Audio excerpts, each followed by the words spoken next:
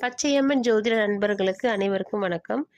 இன்று நாம் காணவிருக்கும் பதிவு 2026 ராசி பலன்களை, புத்தாண்டு ராசி பலன்களை பற்றி பார்ப்போம்.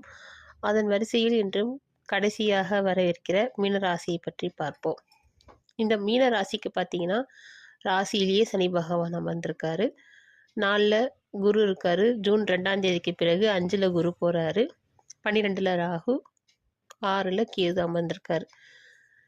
இப்போ இந்த ஜாதகருக்கு பார்த்தீங்கன்னா, ஜூன் 2க்கு பிறகு ராசிநாதன் குரு பகவான் 5ஆம் இடத்துல உச்சமாகி இருக்கிறதுனால அமோகமாக இருக்கிறது. இந்த மீன ராசிக்கு மிக சிறப்பாகவே இருக்கும். எடுத்ததெல்லாம் துலங்கும். திருமணம் ஆகாதவர்களுக்கு நிச்சயமாக திருமணம் கைகூடி வரும். இது எல்லாருமே எதிர்பார்த்துருக்கிற, லேட் மேரேஜ் இருக்கிறவங்களாம் ரொம்ப எதிர்பார்த்துட்ருப்பீங்க. அவங்களுக்கெல்லாம் நல்ல எதிர்காலம் கூடி வரப்போகிறது. நீங்கள் நினைத்த வாழ்க்கை, நினைத்த பெண், ஆசைப்பட்ட வாழ்க்கை எல்லாமே உங்களுக்கு கைகூடி வரக்கூடிய காலம்.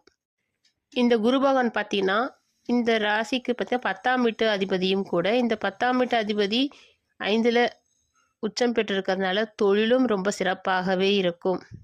தொழிலில் எந்தவித பிரச்சனையும் இல்லாமல் வரக்கூடிய நிறைய ஆர்டர்ஸுங்க, சொந்தமாக தொழில் செய்கிறவங்களாம் பார்த்தீங்கன்னா நிறைய ஆர்டர்ஸ் வந்து சேரும்.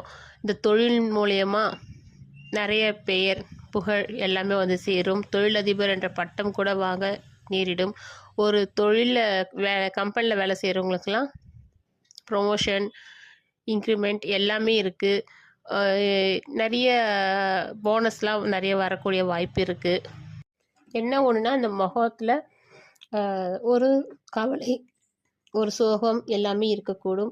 என்னை இனந்தெரியாத சோகம் சொல்லுவாங்க இல்லையா, அதை மாதிரி அமைப்பு இருக்கும். அது காரணமே இருக்காது. நீங்கள் மனசில் சந்தோஷமாக தான் இருப்பீங்க. ஆனால் பார்க்குறவங்களுக்கு நீங்கள் ஏதோ ஒரு சோகமாகவோ இல்லை ஒரு உடம்புல ஏதோ பிரச்சனை இருக்கிற மாதிரி, உடம்பு சரியில்லையா அப்படின்னு கேட்கக்கூடிய அமைப்போடே இருப்பீங்க. ஆனால் நீங்கள் நல்லா தான் இருப்பீங்க.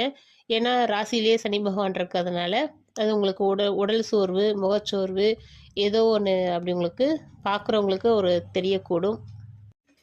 ஜூன் 2க்கு பிறகு பார்த்தீங்கன்னா, ராசி அதிபதி 5ல் அமர்ந்து 5ஆம் பார்வையாக 9ஆம் பாவத்தை பார்க்குது. அப்போது 1, 5, 9 இந்த 3 பாவங்கள் உச்சம் பெற்ற ஒரு கிரகத்தினால் தொடர்பு ஏற்பட்டால் அந்த ஜாதகர் அந்த காலகட்டத்தில் மென்மேலும் மிக சொல்ல முடியாத அளவுக்கு உயரக்கூடிய அமைப்பு வாய்ப்பு இருக்குன்னு தான் அர்த்தம். அதற்கான காலம் வருகிறது. அந்த காலத்தை கைவிட்டுறாதீங்க, உபயோகமாக படுத்திக்குங்க.